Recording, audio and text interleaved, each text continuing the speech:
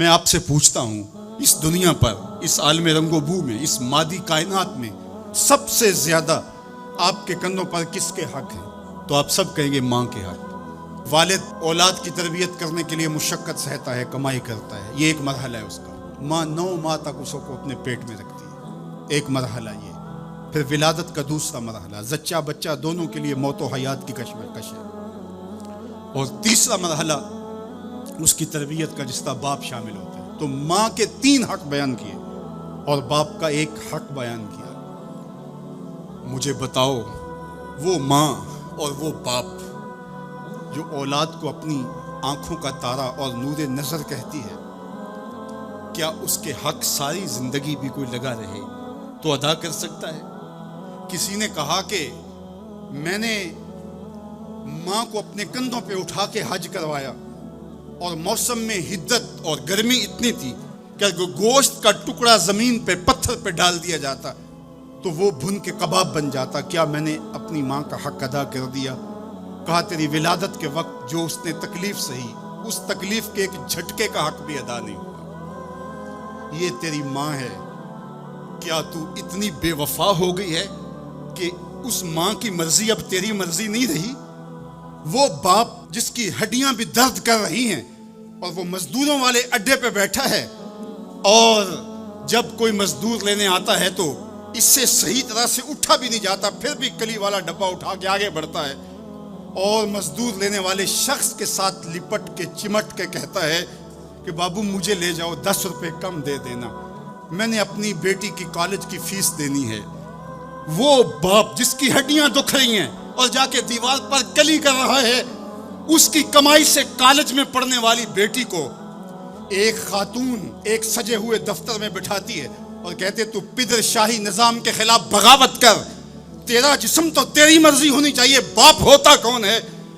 वो बेटी उसके मुंह पे थप्पड़ मारे, वो कली करके मेरा पेट पालता रहा और मेरी फीसें अदा करता रहा, मैं तो अपनी जिंदगी की एक एक सांस भी अपने बाप के नाम कर दूं, हक फिर भी अदा नहीं हो सकता। मेरा बाप मेरी तालीम का जामिन है, मेरी जिंदगी का जामिन है, मेरी इज्जत और आबरू का पहरेदार है।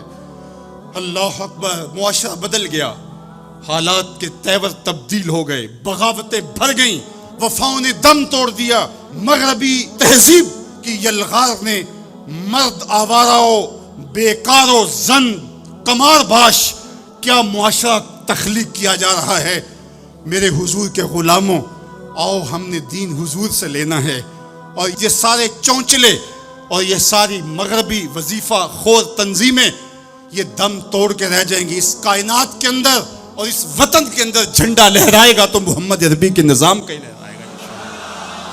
इसके लिए मैं और आपने अपनी जिंदगी की एक एक सांस लगानी है। हम हुजूर के दीन को खड़ा करने के लिए और हुजूर के नज़म को गालिब करने के लिए अपनी जिंदगी के एक एक सांस को हुजूर के नाम वक्फ करेंगे। मेरी जिंदगी का मकसद तेरे दीन की सरफराजी, मैं इसीलिए मुसलमान, मैं इसीलिए नमाजी। हमारे ऊपर सबसे बड़ा हक हमारे अल्लाह का है, फिर रसूलुल्लाह के हक है, फिर उसके बाद हमारी माँ के, हमारे बाप के, हमारे मुर्शिदों के, हमारे उस्ताद। हम एहसान फरामोश लोग नहीं हैं कि कभी बाप को पिदर शाही निज़ाम के साथ मुस्तरद करें, कभी माँ के चेहरे पे लात मार दें कि तुम कौन होती हो मेरी ज़िंदगी में मुदाखलत करने वाली। हम तो रिश्ता भी करना होता है तो बूढ़ी दादी अम्मी से भी पूछते हैं, जब तक वो हाँ नहीं करती तो घर के अंदर माहौल ही नहीं बनता है। हमारा दीन, हमारा कल्चर, हमारी तहजीब, हमारा तमद्दन हमें ये सिखाता है, लैसा मिन्ना मल्लम यरहम सगीरना वलम युक्किर कबीरना, जो छोटों के साथ शफकत से पेश नहीं आता और बड़ों के साथ जो है वो तौकीर से पेश नहीं आता। मेरे हुजूर ने फरमाया मेरे साथ उसका कोई ताल्लुक़, कोई रब्त, कोई रिश्ता नहीं है। तो हमारा दीन तो हमें यही सिखाता है।